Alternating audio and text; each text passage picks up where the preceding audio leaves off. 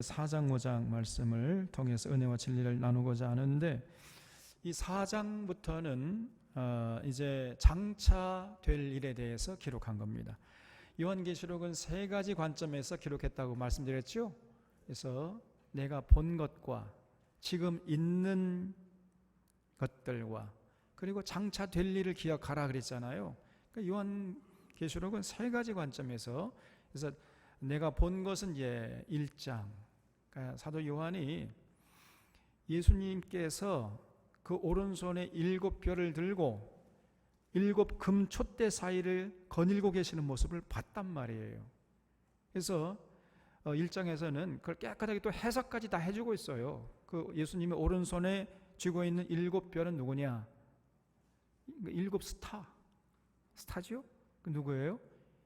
당시에 소아시아 7교회를 담임하고 계셨던 7 목사님들이에요. 목사님들. 그 목사님들은 예수님께서 오른손에 딱 쥐고 계신단 말이에요. 그리고 7 교회는 뭐냐? 아니 7 금초대는 뭐냐? 그 7 교회라는 거예요. 깨끗하게 해석까지 다 되어 있잖아요. 그래서 그 당시에 엄청난 그 도미티아누스 시대 때에 핍박이 교회 안에 몰려오니까 교인들이 두려워 떨었단 말이죠. 특별히 이제 목사님들에게 그 핍박이 집중되니까 목사님들이 제일 무서워 떨었단 말이죠. 그래서 목사님들은 예수님께서 오른손으로, 권능의 오른손을 붙잡고 있으니까 두려워하지 말라, 이런 내용이었던 거예요. 그 1장이고, 이제 2장과 3장은 당시 그 소아시아 7교회, 그 초대교회 교인 그 모습들을 예수님이 하나씩 평가하세요. 그래서 지금 있는 일이에요. 그래서 이건 보편적으로 해석해야 돼. 그래서 오늘 이 시대에도 여러분 교회라고 다 같은 교회가 아니라는 거예요. 건강한 교회가 있는가 하면, 건강한 교회는 소아시아 7교회 중에서 2교회였죠. 칭찬만 받은 교회, 서만학 교회하고 빌라델피아 교회. 그렇게 건강한 교회가 있는가 하면요, 완전히 병들고 썩은 교회가 있어요. 무너져야 할 교회가 있습니다. 그 교회 중에 2교회가 있는데 뭐냐면 사대교회하고 라오디키아 교회. 완전히 병들고 썩었어요. 모양만, 겉모습만 교회죠. 그 교회가 아닙니다. 그런 교회가 동시대에 공존하고 있었단 말이에요. 앞으로 장차 예수님 재림하실 때까지 7세대로 나눠가지고 7세대를 대표하는 교회다. 이거 완전히 엉터리 해석입니다, 여러분. 사도 요한 당시에 7교회가, 병든 교회가 있는가 하면 건강한 교회가 있었고, 또 한 면은 건강하지만 또 한 면은 병들은, 그렇게 이제 칭찬도 받고 책망도 받는 이런 교회들도 있었단 말이죠. 그래서 오늘 이 시대에도 마찬가지예요. 이 시대에도 정말 건강한 교회가 있어요. 아직은 조금 남아 있습니다.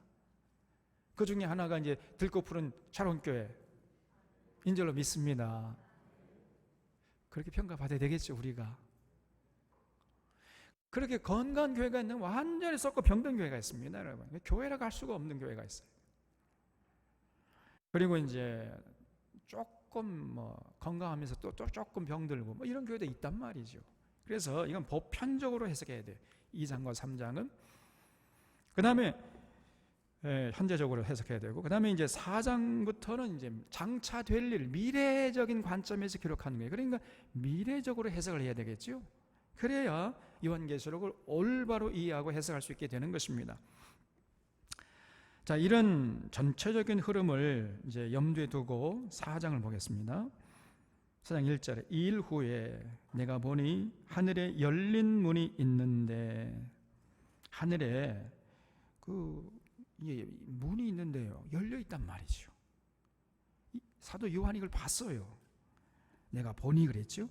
내가 들은 바 처음에 내게 말하던 나팔 소리 같은 그 음성, 이게 어디 나오죠? 1장에 나오죠. 1장에 내가 보는 것을 두루 말써서 에베소, 서머나, 누가바가모, 두아디아, 사데빌라니, 라우디게아 7교회 보내라, 이런 음성을 들었다고 그랬잖아요.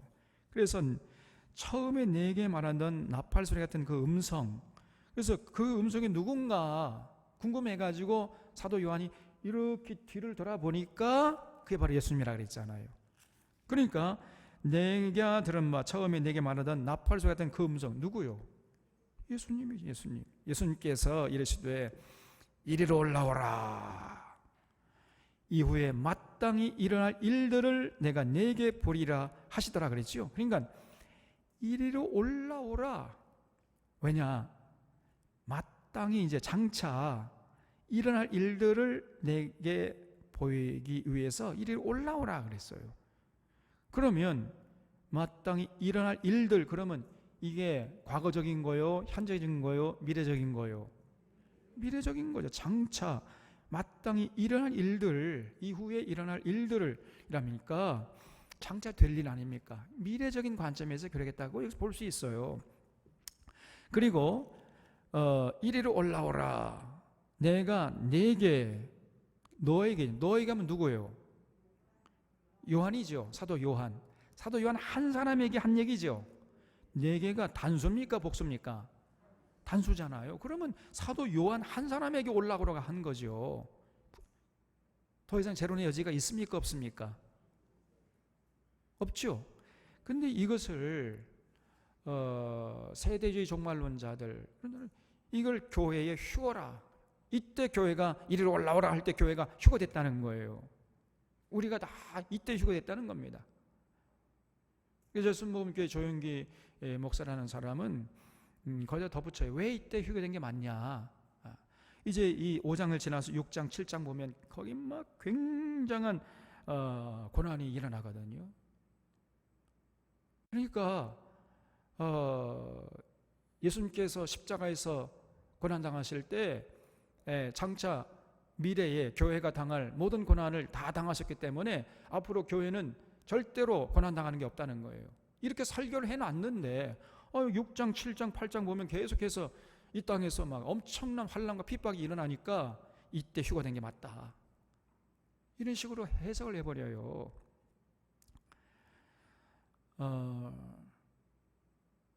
그러니까 주로 이제 순복음교회에 강조하는 게 뭡니까? 그냥 기복신앙. 예수 믿으면 잘 먹고 잘 살고 출세하고 사업하는 것마다 족족 그냥 막 성공하고 뭐 이렇게 설교를 해놨기 때문에 지금 성경이 가르치는 것과 안 맞는 거예요. 그러니까 어거지로 막 해석을 해버립니다. 그래서 이 6장, 7장 보면 계속 보면은 이제 막 엄청난 환난과 핍박이 교회에 몰려오니까 이거는 교회 상관없고 이미 교회는 휴거됐다. 4장에서 이리 올라오라 할 때 교회가 휴거한 것이다. 이런 식으로 해석을 해버리는 것입니다. 자기들의 설교한 내용이 이제 합당하다 하는 것을 증명하기 위해서 어거지로 성경을 갖다 붙이는 거예요. 무슨 말 이해가 되지요? 그럼 한번 물어봅시다. 그러면 만약에 이때 휴거됐다면요, 그러면 그 이후에 교회들 조영기 목사 설교가 맞다 그러면 예수님이 십자가에서 다 교회가 당할 고난 다 당하셨기 때문에 교회는 절대로 핍박당하는 게 없다, 고난당하는 거 없다. 그런다면은 초대교회 때 여러분 우리가 지난번에 봤습니다마는 고난당한 횟수로만 따져가지고 250년 동안 핍박을 당했어요. 250년 동안. 그러면 그 초대교회는 교회가 아니었기 때문에 고난당한 겁니까? 그리고 우리가 일제시대 때에 여러분 일본 애들에게 얼마나 많은 고난을 당했습니까? 그 주기철 목사님을 비토해가지고 손양원 목사님을 통해, 손양원 목사님 좀 나중입니다만 말로 할 수 없는 핍박을 당했잖아요. 3.1 운동 이후에 이 일제가 말로 할 수 없는 탄압을 교회에게 했던 것입니다. 그래서 수많은 교회들이요, 막 이 일제가 와가지고 불질러가 교회당에 불타고 수많은 목사님들 또 성도들이 잡혀가가지고 순교하고 그랬어요.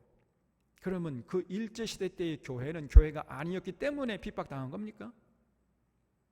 아니, 교회는 핍박당하지 않은다면서요. 예수님이 다 십자가에서 고난 다 당하셨기 때문에 교회는 핍박이 없다면서요. 그럼 어떻게 된 거예요 이게?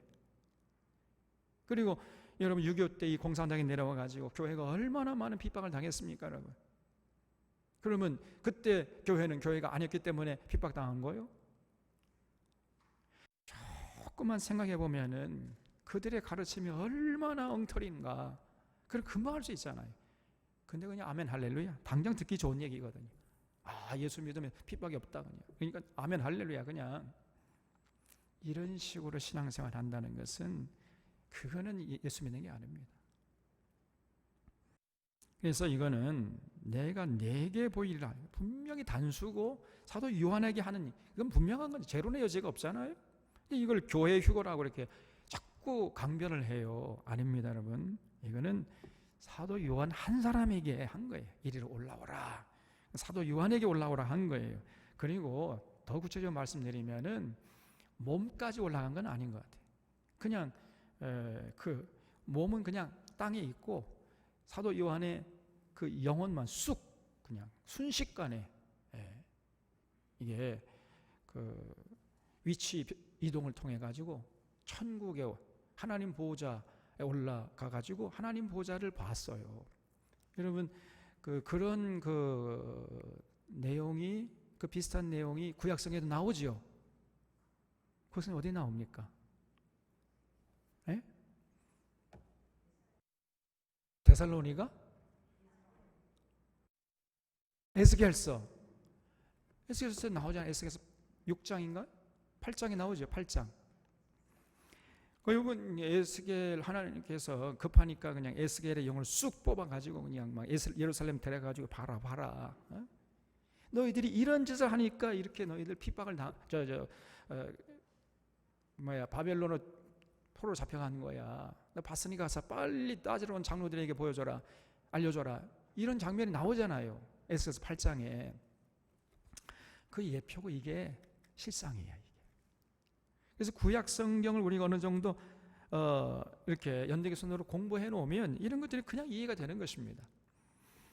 그래서 이후에 마땅히 일할 일들을 내가 내게 보이리라 해가지고 순간적으로 위치 이동을 해가지고요, 사도 요한이 그냥 그 순간에 이리 올라오라 하는 순간에 그냥 하나님 보호자 앞으로 불려 올라가 버린 겁니다.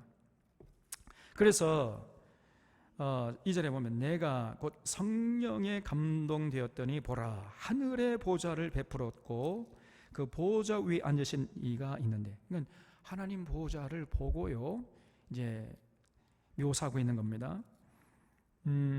앉으신 이의 모양이 벽옥과 홍보석 같고, 그러니까 하나님 보좌에 앉으셨는데 그 모양이 벽옥과 홍보석 같다는 거예요.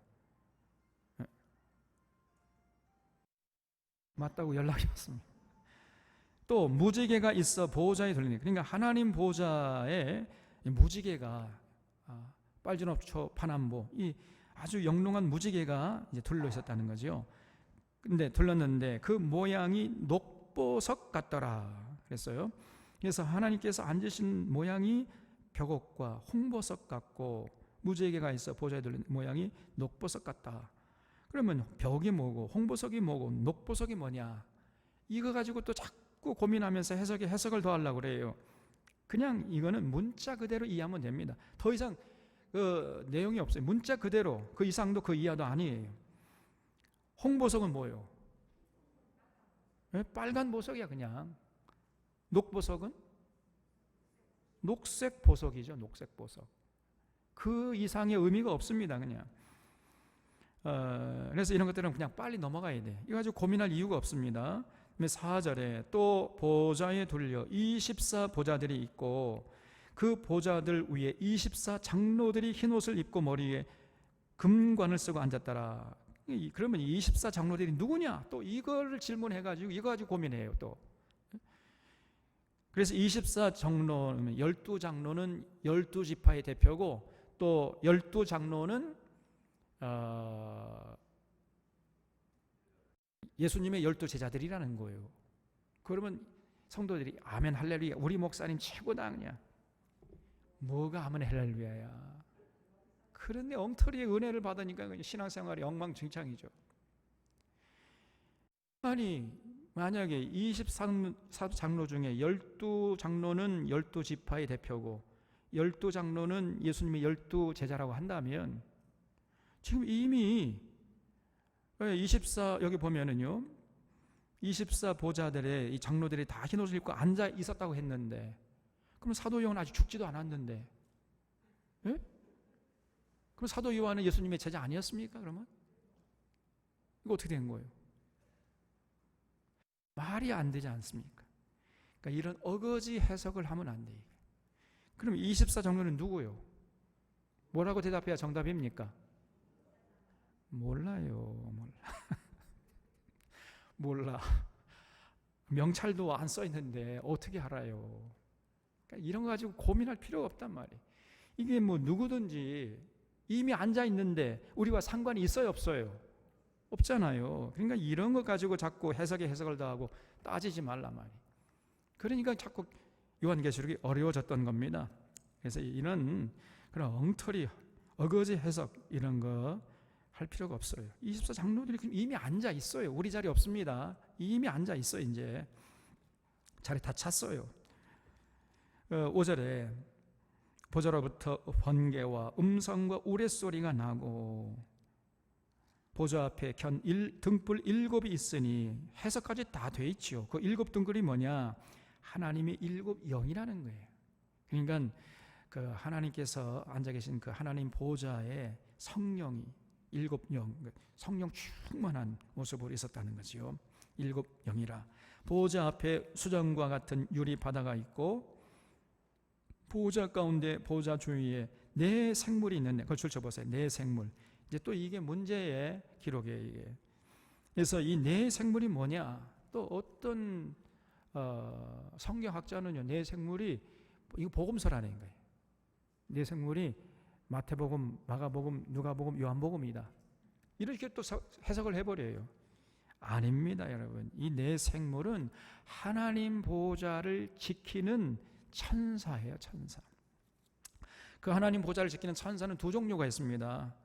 그래서 이게 이제 구약 성경을 제대로 공부하면 이게 금방 이해가 돼.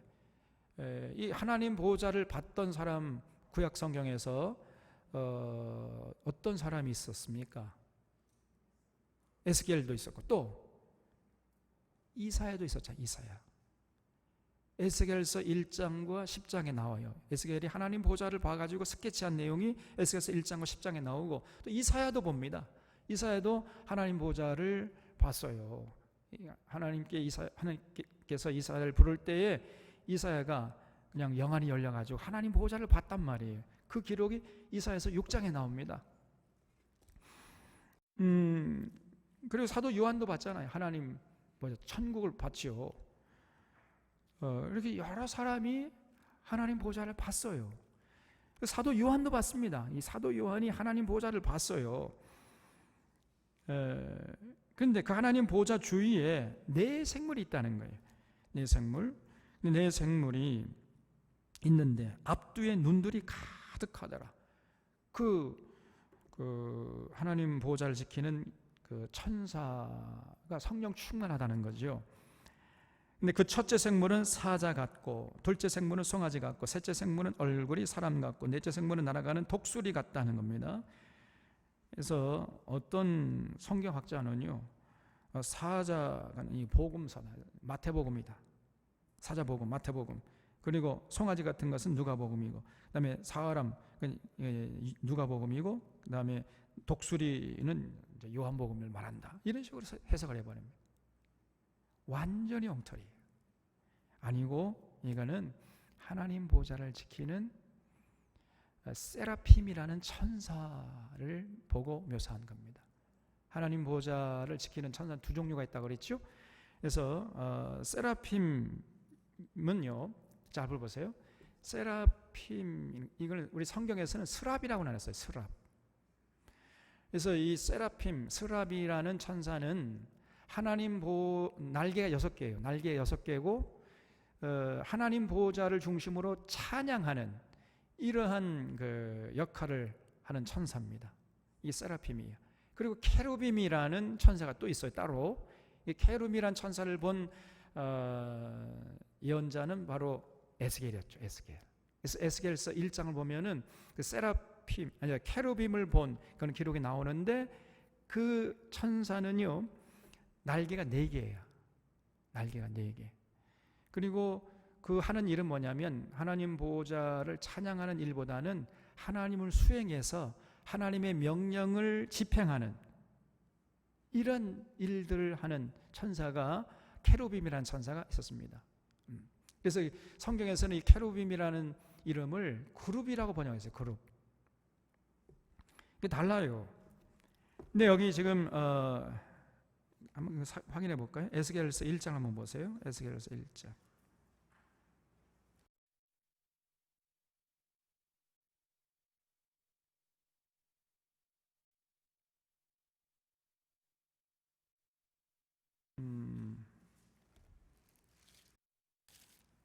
에스겔서 1장에 보면은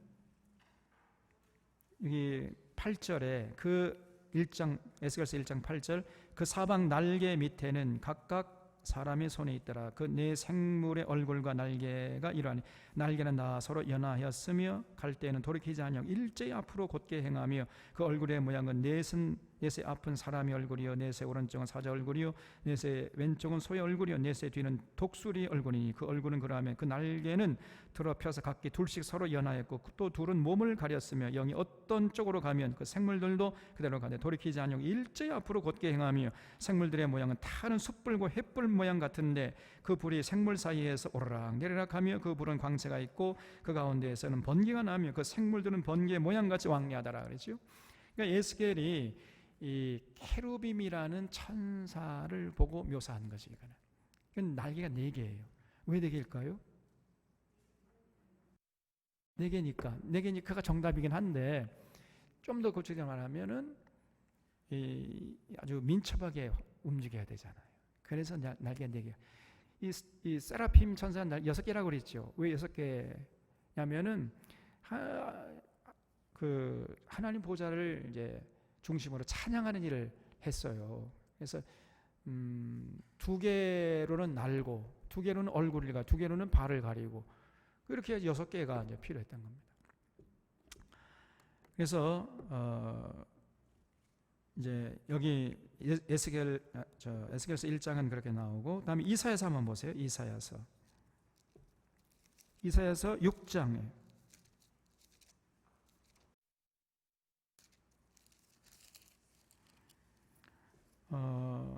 우시야 왕이 죽던 해에 내가 본즉 주께서 높이 들린 보좌에 앉으셨는데 그의 옷자락은 성정에 가득했고 스랍들이 모시고 이제 이 스랍이죠. 이 스랍이 세라핌이라는 천사입니다. 스랍들이 모시고 섰는데 각기 날개가 몇 개라고요? 6개가 있어. 그 둘로는 자기 얼굴을 가리었고 둘로는 자기 발을 가리고 둘로는 날며 서로 불러 이르되 거룩하다 거룩하다 거룩하다 만군의 여호와여 그의 영광이 온 땅에 충만하도다 하더라. 이런 모습을 이사야 선지가 봤어요. 그래서 이 세라핌이라는 천사는 하나님 보좌를 중심으로 찬양하는 일을 맡은 이런 천사가 있었습니다. 이게 좀 달라요. 그래서 에스겔 이 요한계시록에서 묘사하고 있는 천사는 케루빔이 아니라 세라핌이라는 천사였어요. 날개가 6개고 그리고 여기 8절에 보면 각각 6개의 날개를 가졌고 그 안과 주위에 눈들이 가득하더라. 그들이 밤낮 쉬지 않고 이르기를 거룩하다 거룩하다 거룩하다 주 하나님 곧 전능하신 이여 전에도 계셨고 이제도 계시고 장차 오실 이시라. 이렇게 하나님을 향해서 찬양을 하고 있었단 말이에요. 거룩하다 거룩하다 거룩하다 게 뭐죠? 3번 반복하는 이유는 뭡니까? 최상급의 찬양이죠. 최상급의 존경을 담아서 거룩하신 하나님을 지금 찬양하고 있는 모습을 사도 요한이 봤어요. 그래서 그 생물들이 보호자에 앉으사 세세토록 살아계시는 이에게 영광과 존귀와 감사를 돌릴 때 24 장로들이 보호자에 앉으신 이 앞에 엎드려 세세토록 살아계시는 이에게 경배하고 자기의 관을 보좌 앞에 드리며 돼 있죠? 보좌 앞에 드리며. 근데 옛날 번역을 보면은 그 관을 보좌 앞에 던지며 이렇게 돼 있어요. 그래서 그것을 잘못했다고 계속 지적하니까 이미 번역할 때 이렇게 드리며라고 다시 새롭게 번역을 해놨어요. 그래서 보좌 앞에 드리며 이르되 우리 주 하나님이여 영광과 존귀와 권능을 받으시는 것이 합당하오니 주께서 만물을 지으신지라 만물이 주의 뜻대로 있었고 또 지으심을 받았나이다 하더라. 그래서 이 스랍이라고 하는 세라핌이라고 하는 천사들이 하나님 보좌를 향해서 찬양하고, 그리고 24장로들이 보좌에 앉아 있다가 하나님을 향해서 또 찬양하는 이런 모습을 사도 요한이 봤어요. 보고 이거를 묘사한 것에 불과합니다. 그래서 4장 전체는 이리 올라오라 이런 예수님의 음성을 듣고 순식간에 위치동을 해가지고 하나님 보좌 앞에 가서 하나님 보좌를 보고 스케치한 내용, 그 이상도 그 이하도 아니에요. 자, 우리 방송실 PPT 좀 띄워주세요. 장차될 일 4장부터 이제 쭉 22장까지 내용인데, 이리로 올라오라 큰 음성을 듣고 순식간에 이제 하나님 보좌 앞으로 올라간 거예요. 교회가 휴거된 게 아닙니다. 다시 말씀드리지만은 사도 요한만 올라간 거예요. 교회 휴거는요 나중에 나옵니다. 미안하지만 이 땅에서 말로 할 수 없는 고난과 핍박 다 당하고 그 다음에 올라가야 돼. 각오하셔야 돼. 그래서 이 조용기 목사의 그 가르침 완전히 비성경적이고 반성경적입니다. 여러분. 이리 올라오라. 사도 요한이 올라간 거예요. 교회가 올라간 게 아닙니다.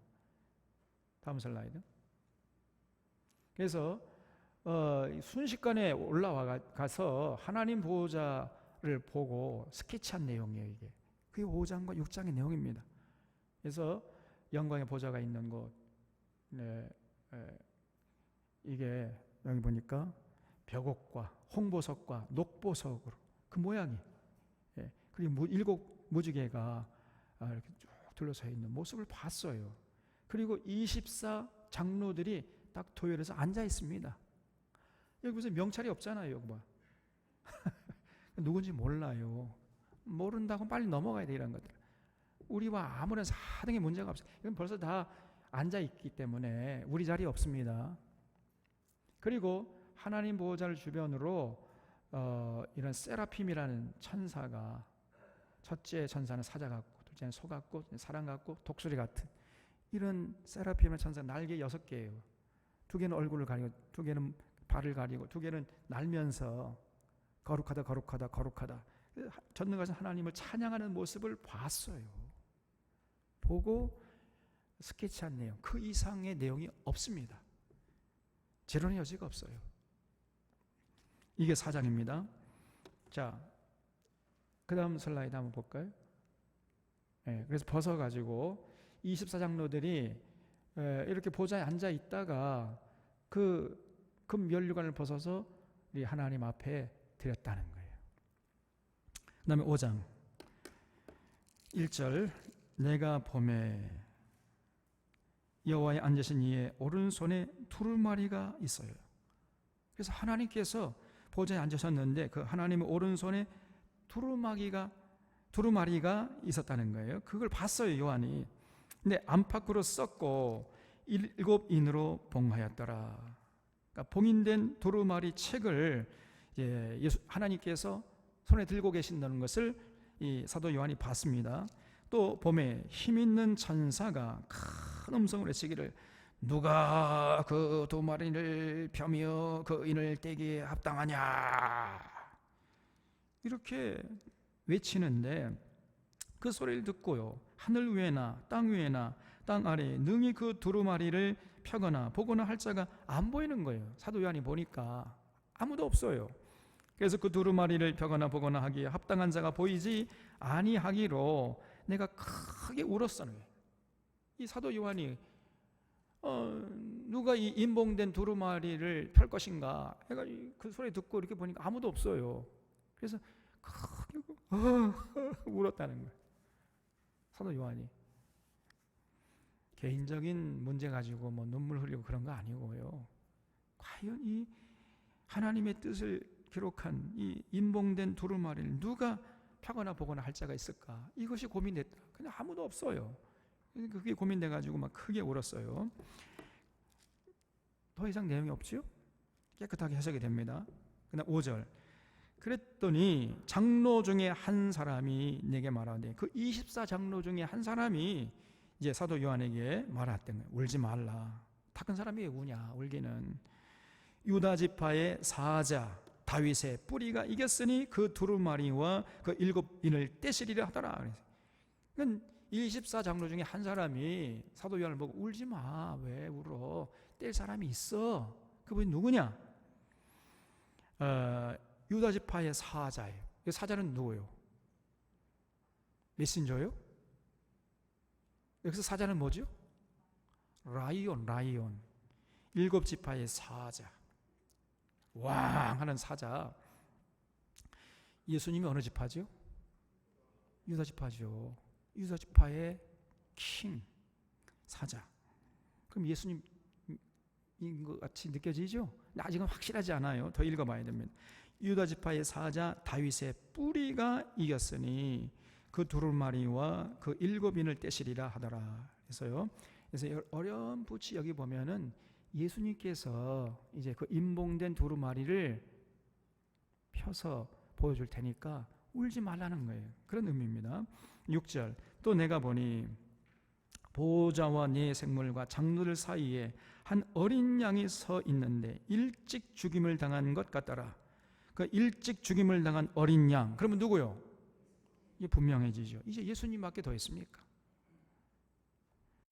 그래서 사도 요한은 요한복음에도 나와요. 이제 우리가 오늘까지 8장하고 9장, 10장, 11장 쭉 넘어가면 보라 하나님의 어린 양이로다. 그런 얘기가 계속 나오잖아요. 사도 요한은 예수님을 하나님의 어린 양, 일찍 죽임을 당한 하나님의 어린 양, 6월절 어린 양, 구약성에 나오는 6월절 어린 양으로 예수님을 묘사하고 있습니다. 그래서 여기 요한계시록에도 마찬가지예요. 일찍 죽임을 당한 어린 양이 장차 그 임봉된 두루마리를 다 펴거나 보거나 할 테니까 울지 말라, 이런 얘기예요. 그에게 7뿔과 7눈이 있으니 그 눈들은 온 땅에 보내심을 받은 하나님의 7영이더라. 그래서 그 예수님에게 가만히 보니까요, 그 일찍 죽이는 어린 양을 가만히 자세히 보니까 7뿔과 7눈이 있다는 거죠. 그 어린 양의 머리에 7뿔이 있어요. 그럼 뭘 말합니까 이게? 7뿔. 뿔 하나만 있어도 무섭잖아요. 근데 뿔이 7개가 있으면 어떻게 했어요? 굉장히 무섭다는 얘기죠. 예? 그래서 예수님에게 큰 권능이 주어져 있다는 겁니다. 그런 얘기죠. 또 7눈이 있는데 그 7눈은 뭐냐? 해석까지 다 돼 있죠? 보내심을 받은 하나님의 7영. 그러면 뭐요? 세상에 보내심을 받은 하나님의 영. 근데 그 영이 7이야. 그럼 뭐죠? 7은 완전 숫자 아닙니까? 그러면 그 예수님에게 성령 충만하다는 얘기죠. 일찍 죽임을 당하는 어린 양에 7뿔이 있고 7눈이 있었다는 거죠. 그래서 예수님에게 굉장한 권세가 있고 성령 충만하다, 이런 내용입니다. 그 다음에 7절. 그 어린 양이 나와서 보좌에 앉으신 이의 오른손에서, 보좌에 앉으신 이 누구요? 예? 여호와 하나님이, 여호와 하나님. 보좌에 앉으신 이, 그 여호와 하나님의 오른손에서 두루마리를 취하시니라. 예수님께서 이제 여호와 하나님에게서 두루마리를 이제 받았다는 거죠. 그 두루마리를 취하심에 내 생물과 24장로들이 그 어린 양 앞에 엎드려 각각 검은 고와 향이 가득한 금 대접을 가졌으니 그 향은 성도의 기도들이라. 놀라운 얘기입니다. 여기 그 향은 성도의 기도들. 거출 쳐보세요. 지금 사도 요한이 보니까요, 지금 천국에서 하나님 보호자에서 벌어지는 일들이 를 보고 이제 기록을 했는데, 그 세라핌이란 천사들하고 24장로들이 어린 양 앞에, 다시 말해 예수님 앞에 엎드렸어요. 엎드려 가지고 각각 검은과 향이 가득한 금 대접을 가지고 예수님께 바쳤다는 겁니다. 근데 그 금 대접이 뭐냐면, 그 금 대접에 가득 담긴 향이 뭐냐면은, 그 향은 성도들의 기도리라 그랬어요.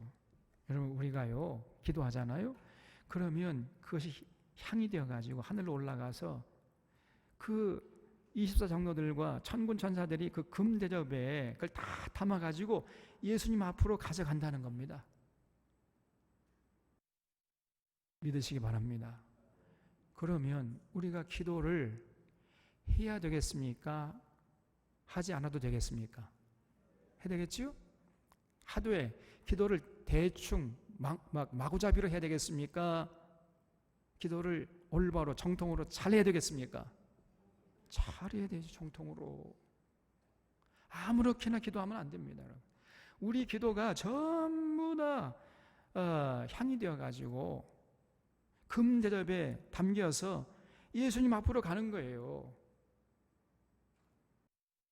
그러니까 아무런 생각 없이 뜻도 모르고 그냥 자기도 모르는 남도 아무도 모르는 그런 방언 기도하면 이건 정말 큰 죄야. 이것처럼 큰 죄가 없는 거예요. 만약에 자기도 모르는 사이에 뭐 방언 기도 한다고 했는데 그것이 하나님을 저주하는 얘기면 어떻게 했어요? 하나님을 저주하는 내용을 지금 천사들이 다 금대접에 담아가지고 예수님에 갖다 이것처럼 큰 죄가 어디 있겠습니까? 절대로 방언기도 하면 안 돼. 오늘날 한국교회에서 하는 방언기도 이거는 절대로 성경적인 방언이 아닙니다. 성경적인 방언이라는 거는 오순절 다락방에서 성령이 강림하실 때 터졌던 방언, 그건 진짜 방언이에요. 근데 고린도 교인들이 했던 방언은 그거는 가짜 방언이에요. 거짓 사도가 들어와가지고 자기들이 사도 양 행세를 하기 위해서 그 참 어리석은 이 고린도 교회를 속여먹기 위해서 거짓 방언을 받게 해가지고 거짓 기도를 이끌어 갔던 것입니다. 이것이 실체적인 진실이에요, 여러분. 그래서 절대로 오늘날 이 한국 교회에서 하는 이 방언은 이게 진짜 방언이 아니에요, 가짜 방언이에요. 그래서 절대로 그 방언 가지고 뭐 기도한다고 그런 모습을 보이는 것은요 아주 무식한 겁니다. 전혀 성경도 모르고 하나님도 모르고 성령님도 모르고 오히려 성령 회방죄에 걸리는 거예요. 절대 그런 어리석은 짓을 하면 안 됩니다. 그래서 여기 이 향은 성도들의 기도들이다. 그래서 우리가 기도를 제대로 해야 돼요. 제대로. 여러분 기도하려면은요 너희가 기도할 때 이렇게 기도하라 그랬죠. 예수님이 가르쳐 주신 기도, 그 주기도문이에요. 예수님께 드리는 기도가 아니에요. 예수님께서 이렇게 하라고 가르쳐 주셨어요. 그 기도에 입각해서 기도해야 돼. 그 기도에 보면은 6가지 기도점이 나오죠. 하나님의 이름이 거룩히 여김을 받으시오며, 그리고 하나님의 뜻이 이 땅에 이루어지고 하나님의 나라가 이 땅에 이루어지도록 기도하라 그랬어요, 예수님께서. 그리고 우리에게 일용할 양식, 우리에게, 나에게가 아닙니다. 나도, 너도, 그도, 그것들도, 개, 돼지까지 모든 생명 있는 것들이 함께 먹고 살 수 있는 일용할 양식을 위해서 기도하라, 이렇게 예수님께서 가르쳐 주셨어요. 다시 말하면 더불어 살라니, 더불어. 너 혼자만 잘 먹고 살려고 하지 말아라. 절대로 이 자본주의, 성경적으로 근거할 자리가 없습니다. 자본주의는 1등이 다 독식하는 거지요. 그런 세상 만들지 말라는 거예요. 힘없고 빽없고 능력이 없는 자들도 같이 먹고 살 수 있도록 그런 세상을 만드는 데 관심을 갖고 그걸 위해서 기도하라, 예수님께서 이렇게 가르쳐 주신 것입니다. 여러분, 우리에게 일용할 양식 없이고, 이 기도할 때마다 이 땅에 경제 정의, 또 하나님의 공의와 정의가 강물처럼 흐르도록 관심을 갖고 기도하고, 또 그렇게 우리가 살아야 돼요, 여러분. 그리고 또 하나는 이제 우리 죄를 사는 거, 우리의 죄를 사는, 나 죄뿐 아니라 너 죄, 그의 죄, 그것들의 죄까지 전부. 오늘날 우리가 죄 짓지 않는다고 해서 기도 쉴 수 없습니다. 나는 죄를 짓지 않았지만 너가 지은 죄, 또 그가 지은 죄, 우리 모두가 짓는 죄가 있어요. 한국 교회가 짓는 죄가 있고 오늘날 이 한국 민족이 짓는 죄가 있어요. 그걸 놓고 하나님께 기도하라 그랬어요. 그리고 우리를 시험에 들지 않게 기도하라. 이 시험이라는 것은 테스트가 아니라 템테이션, 유혹이라 그랬지요. 그래서 마귀가 유혹할 때 나도 유혹에 빠지지 말아야 되겠지만은 너도, 그도, 그것들도 우리 모두가 마귀의 유혹에 빠지지 않도록 기도하라. 그래서 이렇게 6가지 기도 제목을 놓고 기도하라 그랬어요. 그 이상도 하면 안 돼. 그 이하도 하면 안 돼. 6가지 기도 제목을 놓고, 이 6가지 기도 제목은요, 우리의 삶 전체를 포괄하고 있는 겁니다. 그래서 이 땅에 하나님의 나라, 하나님의 이름이 거룩히 여김을 받게 되고 하나님의 뜻이 이루어지고 하나님의 나라가 이 땅에 세워지도록 그렇게 기도하는 거예요. 그래서 이 6가지 기도 제목은 우리의 삶의 관심사가 되어야 돼요. 우리가 항상 기도할 때 우리의 관심사를 놓고 기도하잖아요. 이 6가지가 우리의 삶의 관심사가 되어야 됩니다. 그리고 그렇게 기도했으면 삶의 현장에 나가서 우리 기도한 내용이 삶의 현실에서 이루어지도록 그렇게 살아드려야 돼. 그래서 기도가 삶이 되어야 됩니다.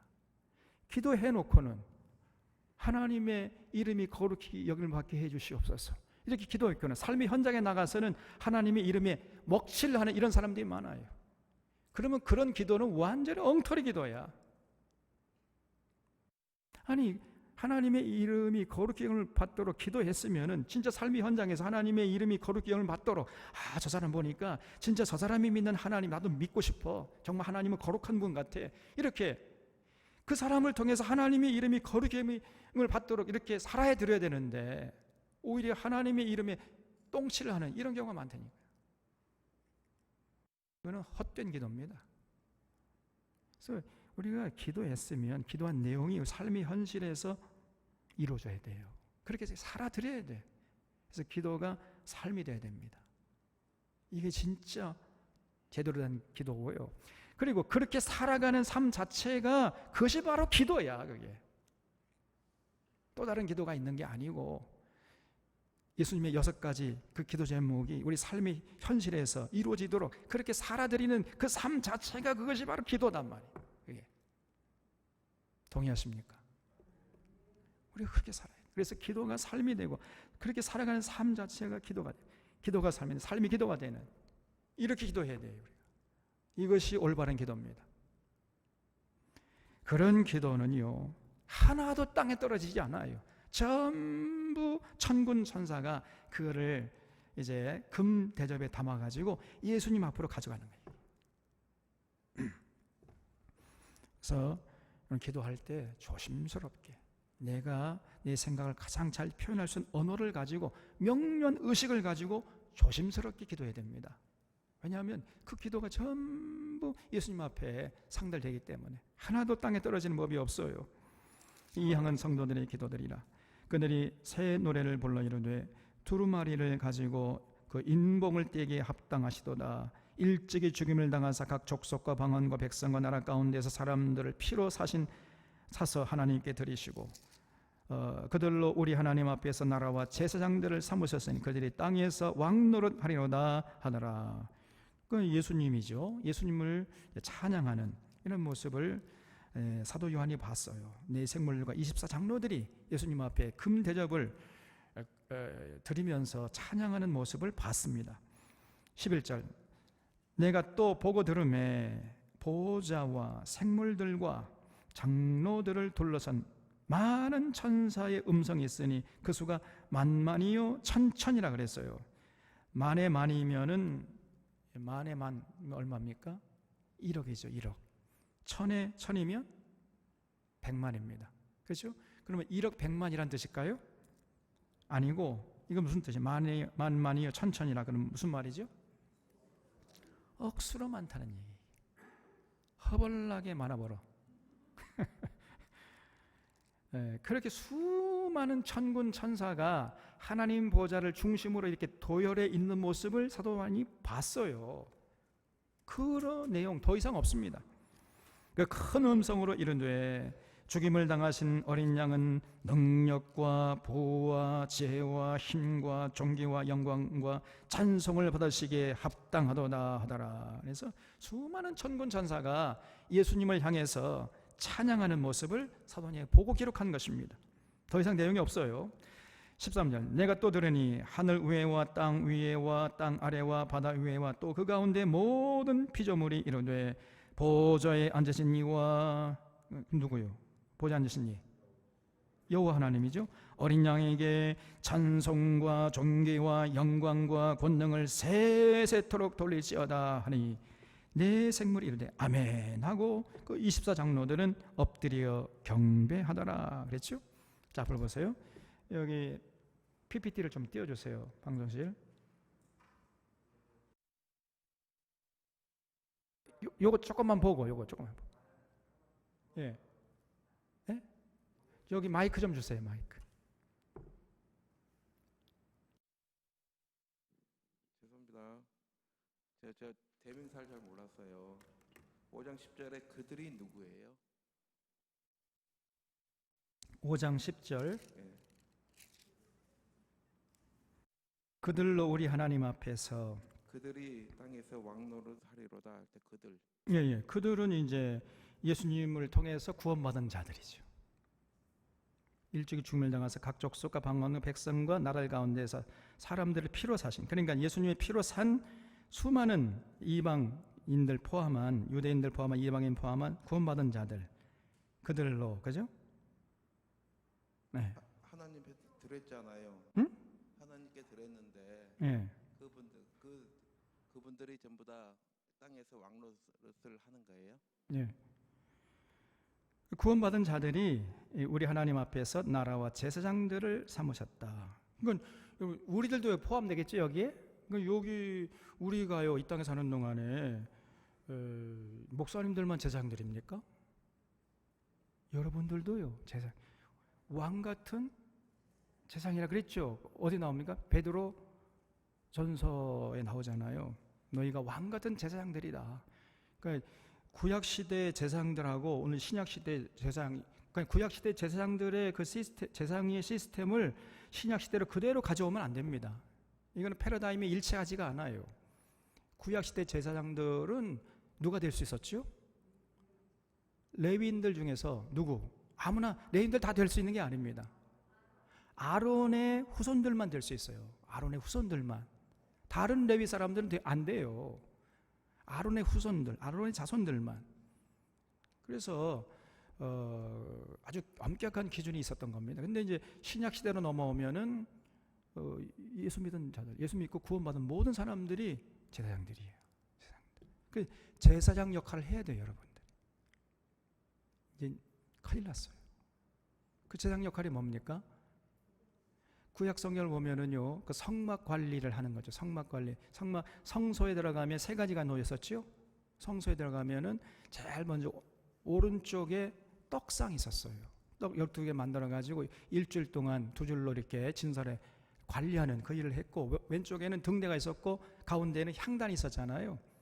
그래서 이 등대를 관리하고 또 향이 꺼지지 않도록 향단을 관리하고 그런 일을 하는 게 제사장들이었단 말이죠. 이거는 오늘 이 시대에 그 영적으로 해석할 때 그대로 가져올 수 있습니다. 이 시대에 여러분들이 왕 같은 제사장들이기 때문에 뭘 해야 되느냐? 떡상을 떡을 관리하고, 근데 떡상에서 물리면은 그걸 누가 먹었죠? 제사장들이 먹었잖아요. 그러니까 여러분들이 그 하나님께 바쳤던 그 떡을 드셔야 돼. 여러분 제사장들이니까. 그게 뭐요? 생명의 떡. 예수님 말씀을 늘 읽고 묵상하고 예수님 그 가르침대로 사는 그런 모습을 보여야 됩니다. 그 제사장들의 모습이에요. 그 다음에 이제 등대, 어두운 세상을 향해서 빛을 발해야 돼. 너희가 세상의 빛이라 그랬죠. 그리고 향단이라는 것은 성도들 향, 기도로 찬양과 예배 그런 거죠. 그래서 우리가 늘 성경 읽고 묵상하면서 하나님 말씀을 먹고 그다음에 세상의 빛의 역할을 감당하고 그리고 늘 기도하고 찬양하고 예배하고 이런 일을, 이것이 제사장 역할이란 말이죠. 그런 일을 해야 돼요. 그런데 또 질문이 있습니까? 여기 그들이란 말, 그들은 이제 구원받은 자들인 것 같아요. 예. 자, 그러면은 여기 방송실 거기 PPT 누가 일곱 일대기 합당하냐, 예, 그 음성을 듣고 이렇게 보니까 아무도 뗄 사람이 없어요. 그래서 요한이 울고 있었더니 울지 말라, 뗄 사람이 있다는 거예요. 누구냐? 다음 슬라이드. 예. 그 유다 지파의 사자야, 사자. 라이온. 킹. 사자, 대표. 그리고 보니까 일찍 죽임을 당한 어린 양이네. 그 어린 양의 얼굴에요, 뿔이 7개야. 그리고 눈이 있는데 눈이 7개예요. 근데 이 눈이 뭐냐? 세상에 보내심을 받은 하나님의 7영이라는 거예요. 그러니까 이 일찍 죽은 어린 양이 장차 그 여호와 하나님 손에 있는 두루마리를 떼거나 보거나 할 테니까 울지 말라. 그러면 일찍 죽은 어린 양이라면은 예수님이죠. 그래서 예수님께서 장차 이제 이 임봉된 두루마리를 이제 펼쳐서 보여줄 것이라는 겁니다. 그리고 그 7뿔이라는 거는 예수님의 권세, 그리고 성령 충만한 예수님께서 장차 뗄 것이다, 그런 내용이에요. 다음 슬라이드. 네. 그래서 이러한 예수님이 뗄 것이고, 그런 예수님을 향해서 내 생물과 24장로들이 보좌를 향해서 찬양하고 있는 모습을 봤어요. 그리고 그 주변에 아까 처음 그 슬라이드에서 봤던 것처럼 예수님 하나님 보좌를 중심으로 수많은 천군사, 만만이여 천천이 되는 억수로 많은 수많은 천군 천사들이 하나님 보좌를 향해서 이렇게 도열해 있는 모습을 봤고, 그들이 이제 하나님과 예수님을 찬양하는 모습을 봤어요. 더 이상 내용이 없습니다. 그래서 4장과 5장의 내용은 이제 장차 될 일을 말하기 앞서서 사도 요한이 하나님 보좌 앞으로 순식간에 불려 올라가 가지고 하나님 보좌를 보고 스케치한 내용에 불과해요. 그래서 6장부터 이제 장차 될 일이 기록되어 있습니다. 4장과 5장은 장차 될 일의 서론적인 역할을 감당하는 거예요. 더 이상 내용이 없습니다. 깨끗하게 정리가 됐지요? 더 이상 재론의 여지가 없어요. 이제 다른 식으로 이해하거나 해석하면은 그건 틀리는 거예요. 그 정도로 이렇게 정확하게 해야 돼요. 그래서 이제 다음 주일부터는 6장, 7장, 이때부터 이제 장차 될 일, 여기부터가 중요하고 우리에게 해당되는 겁니다. 우리가 이런 것들을 다 겪어야 돼. 이 6장과 7장이 정말 이제 중요한 것이죠. 자, 그래서 4장과 5장은 장차 될 일의 서론적인 역할을 한 것에 불과한 것이고, 사도 요한이 순식간에 하나님 보좌를 불려 올라가 가지고 하나님 보좌를 보고 스케치한, 묘사한 내용에 불과한 것이다. 이렇게 정리할 수 있습니다. 이렇게 정리하고요, 기도하겠습니다.